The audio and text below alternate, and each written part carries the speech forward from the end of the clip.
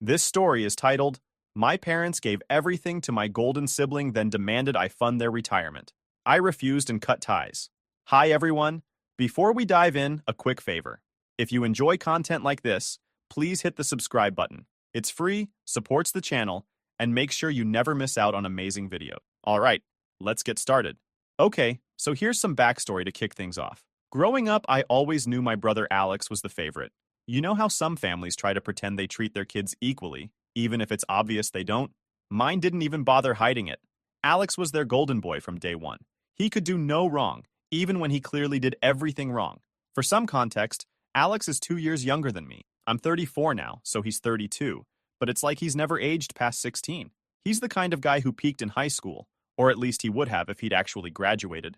He dropped out halfway through junior year because he didn't like being told what to do. That was always his excuse for everything. Jobs, school, relationships. It didn't matter. If someone had any kind of authority over him, he was out. Meanwhile, I did everything right.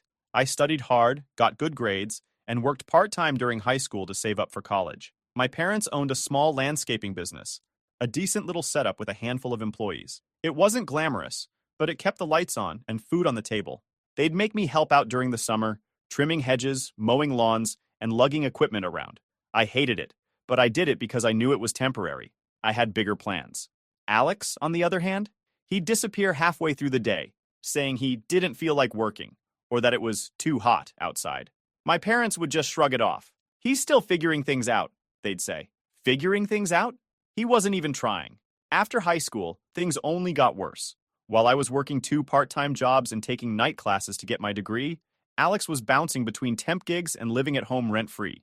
He'd get hired at some retail job or delivery service, and within weeks he'd quit or get fired because he didn't like being bossed around.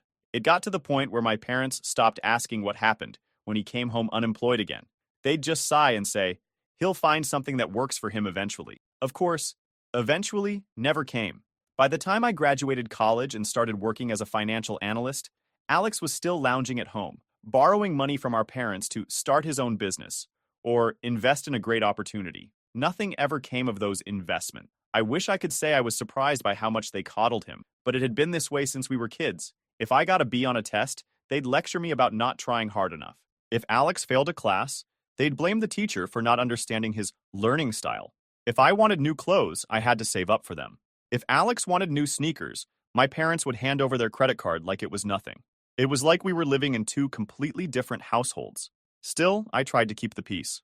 I'd go over for family dinners, listen to my mom gush about how smart Alex was, despite all evidence to the contrary, and nod along to my dad's stories about how Alex was so close to landing a big opportunity. It was frustrating, but I didn't want to be the guy who constantly stirred the pot.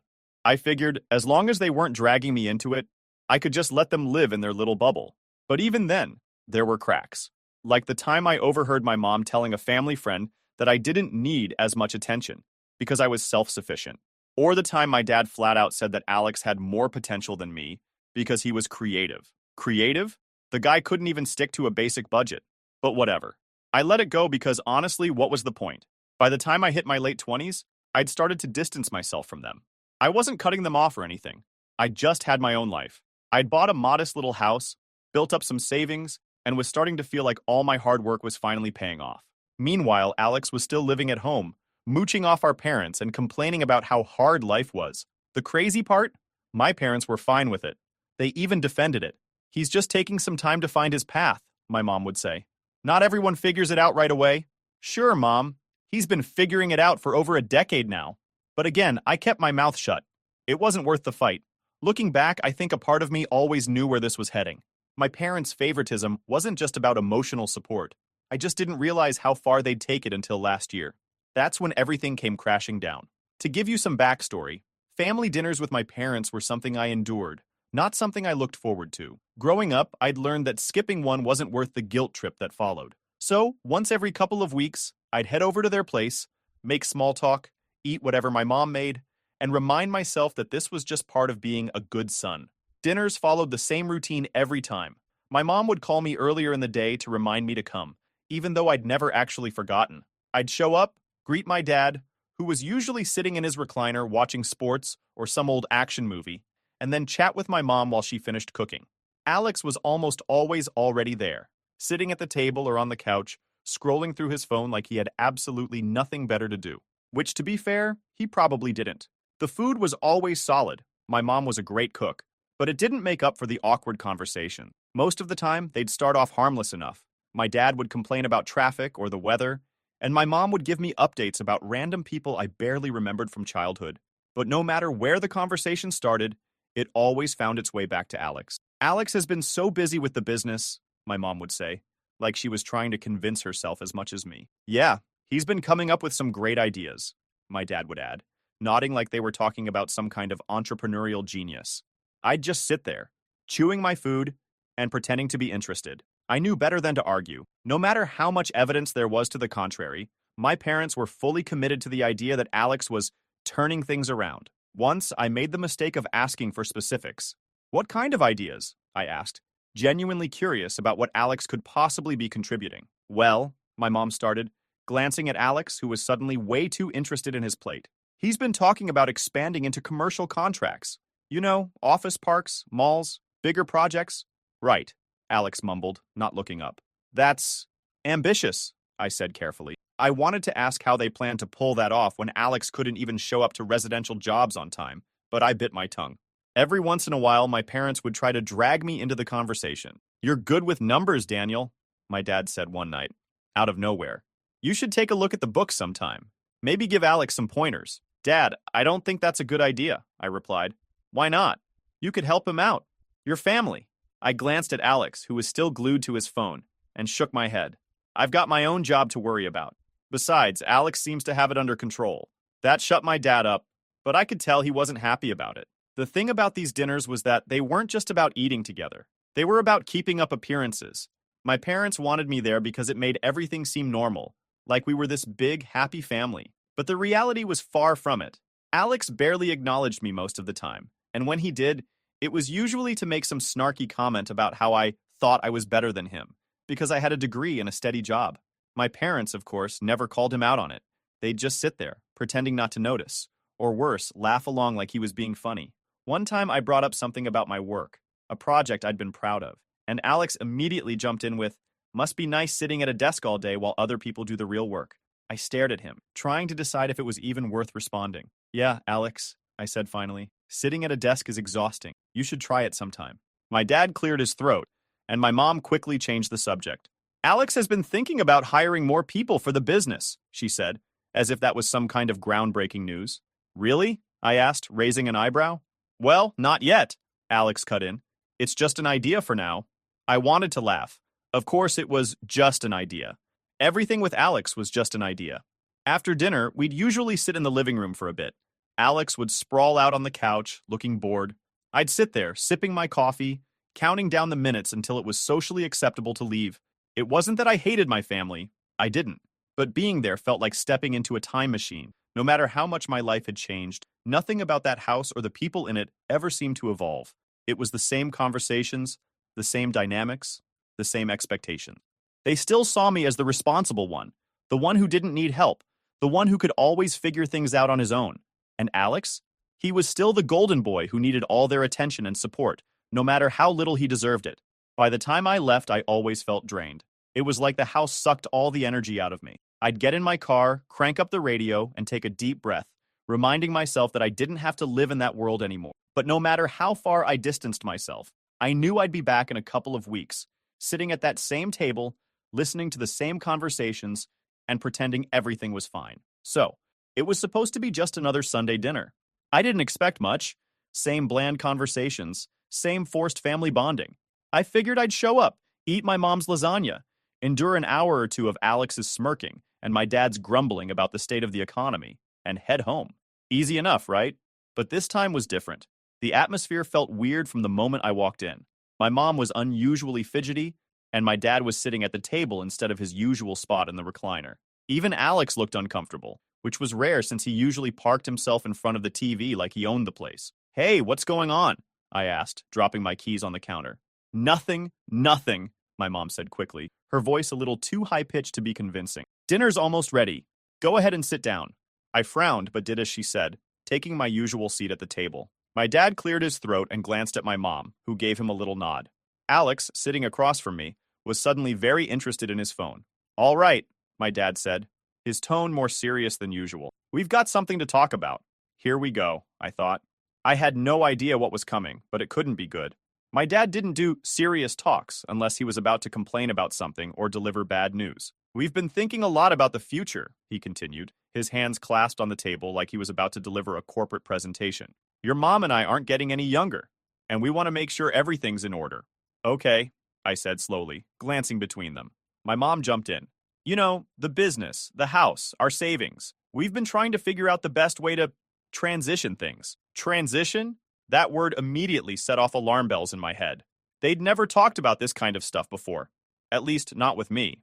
I figured they had some kind of vague retirement plan, but I'd never pressed them on it because, frankly, it wasn't my business. My dad nodded. We've made a decision. We're going to start stepping back from the business, and we've decided to put everything in Alex's name. I blinked. Everything? The house, the business, the savings, my mom clarified, like she was explaining it to a child. It just makes the most sense. I stared at them, waiting for them to crack a smile or say, just kidding. But they didn't. They were completely serious. Wait, I said, trying to process what I'd just heard. You're giving everything to Alex? Yes, my dad said, like it was the most logical decision in the world. Why? My mom tilted her head, giving me that pitying look she'd perfected over the years. Honey, you don't need it. You've got a good job, a house. Alex needs the support more. Support, I repeated, the word tasting bitter in my mouth. You mean the guy who couldn't even graduate high school and hasn't held down a job for more than 6 months at a time? My dad sighed, already looking annoyed. That's not fair, Daniel. Alex has had a harder time finding his footing. We just want to give him a chance to succeed. A chance to succeed, I said, shaking my head. At what? Blowing through all your money and running the business into the ground? Daniel, my mom said, her tone sharp. That's enough. No, seriously, I said, my voice rising despite myself. You're giving him everything. And I get what exactly? A pat on the back for being responsible? You don't need anything from us, my dad said, his voice firm. You've always been independent. Alex, on the other hand, could use a little extra help. A little extra help? They were handing over their entire life's work, their house, and their savings to a guy who couldn't even manage his own phone bill. It was beyond insulting. It was infuriating. I looked at Alex, who had finally put his phone down and was watching me with this smug little smirk. He didn't say anything, but he didn't have to. The look on his face said it all. Sucks to be you, bro. Unbelievable, I muttered, pushing my chair back. Daniel, please, my mom said, her voice suddenly shaky. Don't make this into a fight. We're not trying to punish you. We just think this is what's best for the family. Best for the family? I repeated, laughing bitterly. No, this is what's best for Alex. And when he screws it all up, which we all know he will, then what? You'll come to me to fix it? That's not fair, my dad said again, his jaw tightening. Alex is capable. He's been stepping up lately, and we trust him to handle this. Stepping up? I snapped. By showing up to work twice a week and scrolling through his phone the rest of the time? Yeah, sounds real responsible. Alex finally decided to speak. You're just jealous, he said, his voice dripping with fake confidence. Just because they trust me more doesn't mean you have to throw a tantrum. I laughed in disbelief. Trust you? That's a good one, Alex. Trust has nothing to do with this. They're just too blind to see you for who you really are. That's enough, my mom said, slamming her hand on the table. It wasn't often that she raised her voice, but when she did, it usually worked. Not this time. No, it's not enough, I said, standing up. You've made your choice, fine. Give everything to Alex. Daniel, please, my dad said, his tone softer now. Don't walk away like this. We're still a family. I shook my head. A family? No, Dad. A family supports each other. This question mark. This is just favoritism, plain and simple. Without another word, I grabbed my keys and left. I could hear my mom calling after me as I walked out the door, but I didn't turn back. That drive home was one of the longest of my life. My hands were shaking, and my mind was racing. Part of me couldn't believe what had just happened, but another part of me wasn't surprised at all. They'd always favored Alex. This was just the natural conclusion of years of coddling and enabling. Still, knowing it didn't make it easier to accept. By the time I got home, I'd made up my mind. I wasn't going to let them drag me into this mess. They wanted Alex to have everything? Fine. But they weren't going to use me as their safety net when it all went sideways. Not this time. After that dinner, I kept my distance. Not in a dramatic, you'll never hear from me again kind of way, but in a quiet, I need some space before I lose my mind way. I didn't block their numbers or anything, but I wasn't answering their calls either. They didn't try that hard to reach out, so I figured we were all okay with the silence. In the first few weeks, it was almost peaceful. No forced small talk, no sitting through another round of Alex's so great stories. I had my evenings back to myself and my weekends free of the emotional drain that came with visiting them. But that peace came with a side of frustration. I kept asking myself the same questions. How could they not see how unfair this is? Do they really think Alex is capable of running a business? What's going to happen when it all falls apart? I wanted to let it go, but the anger just sat there, simmering beneath the surface. It wasn't just about the business or the house or even the money. It was about the principle. They'd spent my whole life treating Alex like he was the center of the universe, and now they'd taken it to the extreme. They didn't just play favorites. They handed him their entire legacy on a silver platter and didn't even pretend to include me in the decision. A few weeks later, I got an unexpected update on the situation. I was grabbing coffee with an old friend from high school, Mike, who still lived in the area. We were catching up when he brought up my parents' business. "Hey, how's the landscaping company doing?" he asked, stirring his coffee. "I heard Alex is running it now." "Yeah," I said, trying to keep my tone neutral. "They handed everything over to him." Mike raised an eyebrow. "That's interesting. I ran into Tony the other day. You remember Tony, right? He's been working for your parents forever." "Yeah, I know Tony," I said. "What did he say?" Mike leaned in a little, like he was about to share some juicy gossip. "Apparently, things aren't going great. Tony said Alex has been making some, questionable decisions, taking on jobs they can't handle, underpaying the crew, stuff like that." I sighed. "Figures. He's never been good at thinking things through." Mike nodded. "Tony said your dad's still handling a lot of the day-to-day stuff, but it's clear Alex is in over his head." "Sounds about right," I muttered. "Man, that sucks," Mike said. "Your parents worked so hard to build that business." "Yeah," I said, feeling the frustration bubble up again. "And now they're letting Alex run it into the ground." Hearing that confirmed what I'd already suspected. Alex wasn't capable of running a business, and my parents were too blinded by their favoritism to admit it. But as much as it annoyed me, I wasn't about to step in. The business had been my parents' pride and joy for decades. They'd poured their blood, sweat, and tears into it, and now they were watching Alex fumble his way through. Part of me wanted to call them and say, "I told you so." But another part of me just felt sad. Not for them, but for the business, and all the employees who were probably scrambling to keep things afloat. After that conversation, I decided to keep my distance even more. But it didn't take long for the cracks to start showing. A few weeks later, I got a voicemail from my mom. Her tone was light, but I could hear the underlying tension. "Hi, honey, it's Mom. Just checking in to see how you're doing. Give me a call when you have a chance. Love you." I didn't call her back. Not because I didn't care, but because I knew exactly what she wanted to talk about. In the weeks that followed, I got a few more voicemails and texts from my mom, all with the same cheerful tone masking what I knew was desperation. Alex, of course, didn't reach out. Why would he? He was probably still riding high on the illusion that he was the big boss, even as everything crumbled around him. For the first time in my life, I felt completely disconnected from my family. And you know what? It wasn't as bad as I thought it would be. I didn't miss the drama. I didn't miss the constant feeling of being second best. I didn't miss the weight of their expectations pressing down on me. After weeks of ignoring their calls and texts, I thought maybe, just maybe, they'd finally gotten the hint. But my parents were persistent, especially when it came to cleaning up Alex's messes. The next escalation came when my mom sent me a long, rambling email. "Daniel," it began, "I know you're upset, but we're really struggling right now. Alex has been under so much pressure, and things just haven't worked out the way we hoped.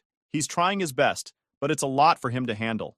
Your dad and I are doing what we can, but we're stretched thin. Can you please just talk to us? We need your advice. We need you." I wasn't the one who had put them in this position. They had chosen Alex, given him everything, without so much as a conversation with me. And now, when things were falling apart, they expected me to swoop in and save the day? That wasn't my job. A few days later, I ran into one of their former employees, Jeff, at the post office. Jeff had worked for my parents for years, but he'd left the company not long after Alex took over. "Hey, Daniel," he said, spotting me in line. "Got a second?" I nodded, bracing myself for whatever he was about to say. "You heard what's been going on with the business?" he asked, lowering his voice a little. "Bits and pieces," I said. "What's the latest?" Jeff shook his head. "Man, it's bad. Alex has no clue what he's doing.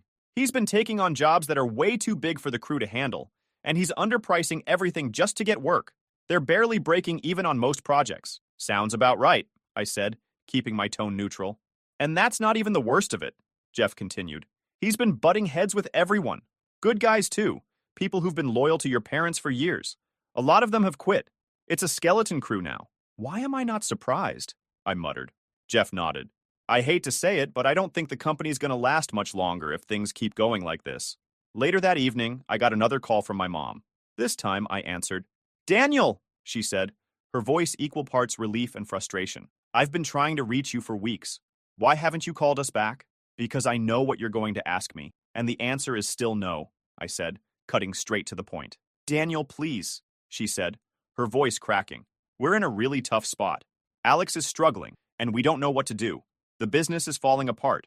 I'm sorry to hear that, I said, though my tone probably made it clear I wasn't all that sorry. You have to understand, she continued, ignoring my lack of enthusiasm. We just wanted to give Alex a chance. We thought he'd grow into the role.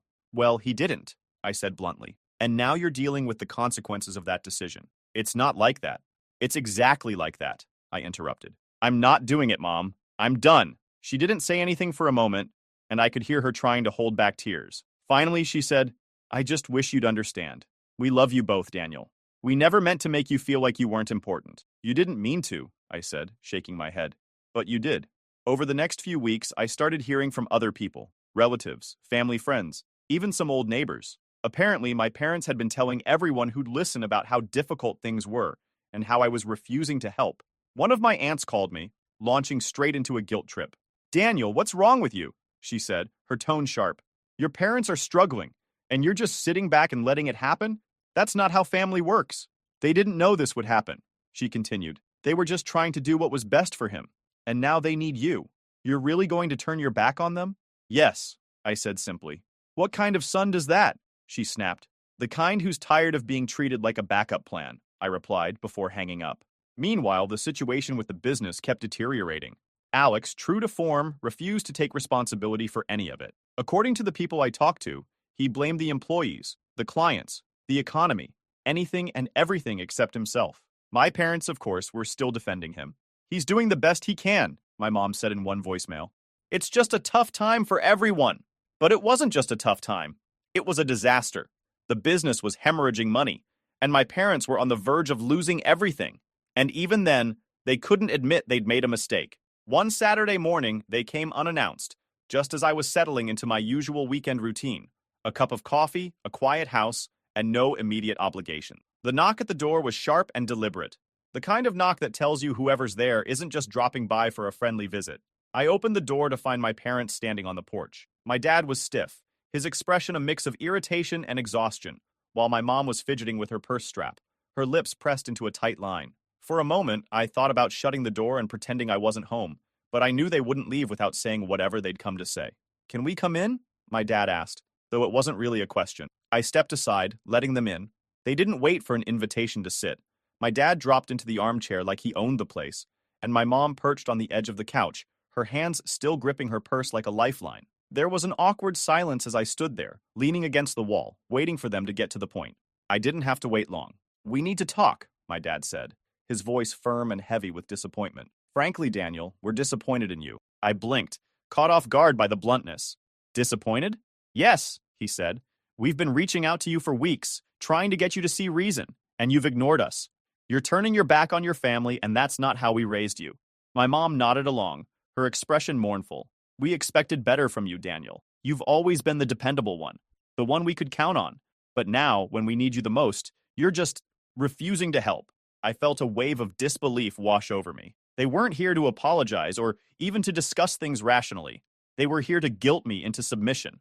We thought we raised a better man than this, my dad continued, his tone growing sharper. After everything we've done for you, after all the sacrifices we've made, this is how you repay us? By ignoring our calls and leaving us to deal with this mess alone? They went on, listing every supposed sacrifice they'd ever made for me, every time they'd been there for me. My mom brought up how they'd paid for my childhood activities, supported me through tough times, and given me a roof over my head. My dad talked about the long hours he worked to provide for the family, how he'd hoped I'd step up when the time came. And now, my mom added, her voice trembling, you're not just turning your back on Alex, you're turning your back on us. We're getting older, Daniel. We can't keep working forever. We thought you'd understand that you'd help take care of us when the time came. But instead, You're leaving us with nothing. That was it. That was the real reason they were here. They weren't just upset that I wasn't helping Alex. They were upset that I wasn't stepping in to take care of them, too. They'd assumed I'd be their retirement plan, their safety net, the one who would shoulder their burdens when they couldn't anymore. I let them talk. I didn't argue, didn't defend myself, didn't say a word. I just stood there, arms crossed, listening as they laid all their expectations at my feet, as if it were my fault that things hadn't gone the way they'd planned. When they finally ran out of steam, my dad leaned back in the chair, crossing his arms. "You've made it pretty clear where you stand," he said, his tone cold. "And it's disappointing, to say the least." My mom sniffled, dabbing at her eyes with a tissue she'd pulled from her purse. "We don't deserve this, Daniel." I took a deep breath, letting their words settle in the air between us. And then, slowly, I began to speak. "You're right," I said. "You don't deserve this. You don't deserve to be let into my house nor my life again.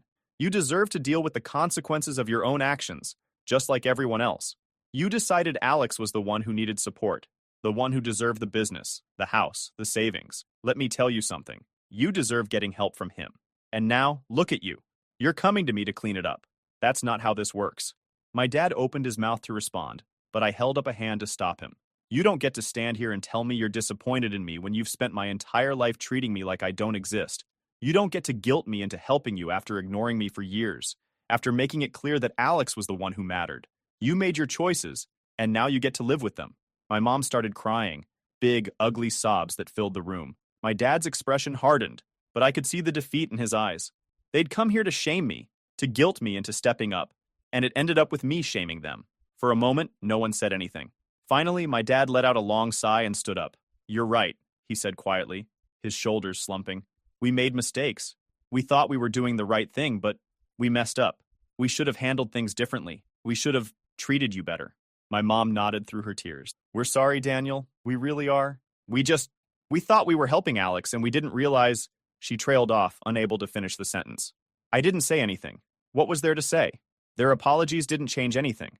They couldn't undo years of favoritism or erase the hurt they'd caused. "We want to make it up to you," my dad said, his voice heavy with regret. "We don't know how, but we want to try." I shook my head. "Anything you do would be too little.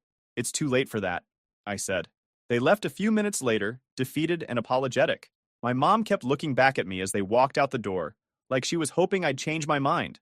But I didn't. I wasn't interested in rebuilding a relationship under these circumstances. I needed more than words.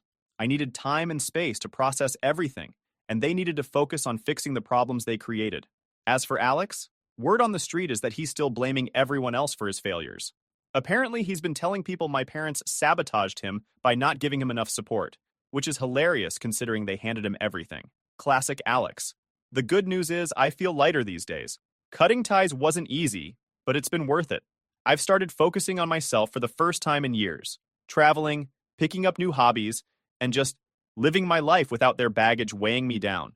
To anyone out there dealing with a similar situation, it's okay to walk away. It's okay to choose yourself. Sometimes the only way to move forward is to let go. Thanks for reading.